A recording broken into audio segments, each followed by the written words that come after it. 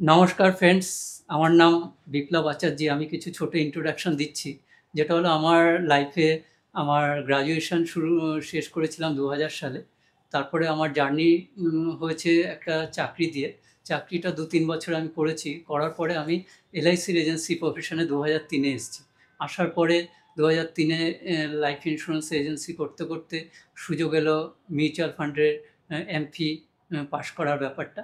তো এমফি পাশ করার পরে আমার প্রথম 1 বছর আমি কাজ করেছি। কাজ করার পরে অতটা উৎসাহ পাইনি।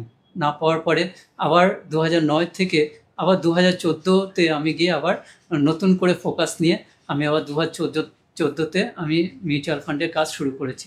কিন্তু তখন একটা ফোকাস নিয়ে কাজ শুরু করার পরে দেখা যাচ্ছে আমার কাজে ইন্টারেস্টও পাচ্ছি, আরামেও ভালো ছিল। তো করতে করতে আমার চলে আসলো 2000 সালে। 2020-তে চলে এসছে কি বলে করোনা।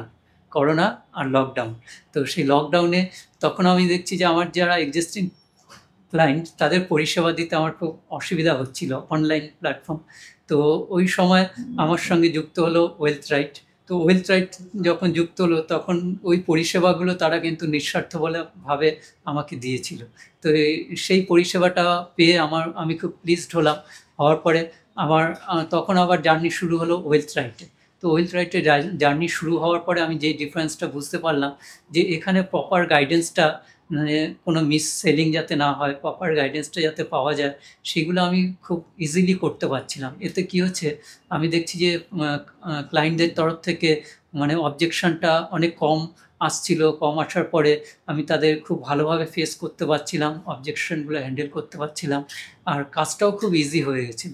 তো সেই জন্য ওয়েলথ রাইটের সমস্ত স্টাফদের বিহেভিয়ার আর ওদের সাপোর্ট সিস্টেম এতটাই সুন্দর, এত স্মুথ, যার জন্য আমাকে খুব কাজে খুব সুবিধা হচ্ছে। আর আমার ইনকামটা যা ছিল 2020 থেকে 2025-এ ইনকামটা আমার প্রায় ডবলের বেশি হয়ে গেছে। তো সেই জন্য ওয়েলথ রাইট অল স্টাফকে আমার আন্তরিক ধন্যবাদ। Thank you. নমস্কার।